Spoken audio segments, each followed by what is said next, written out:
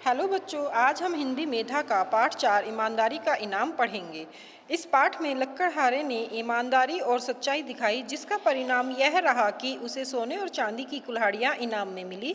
चलिए इसी से संबंधित कहानी पढ़ते हैं। एक गांव में एक लक्कड़हारा रहता था। वह बहुत परिश्रमी और ईमानदार था। एक बार वह नदी के किनारे एक पेड़ से लकड़ी काट रहा था। अचानक उसकी कुल्हाड़ी हाथ से छूटकर नदी में जा गिरी।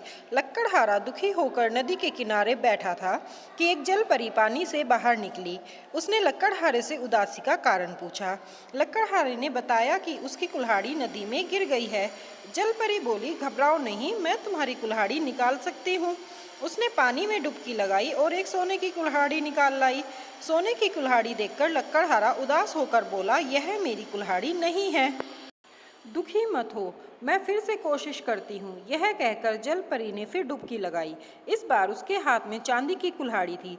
चांदी की कुल्हाड़ी देखकर लक्कड़हारा और उदास हो गया और बोला, यह भी मेरी कुल्हाड़ी नहीं है। इस बार जल परी बोली, अच्छा रुको, मैं फिर कोशिश करती हूँ। इस बार वह लक्कड़हारे की कुल्हाड़ी ले आई। कुल्हाड़ी देखकर लक्कड़हारा खुश होकर बोला, हाँ, यही मेरी कुल्हाड़ी है।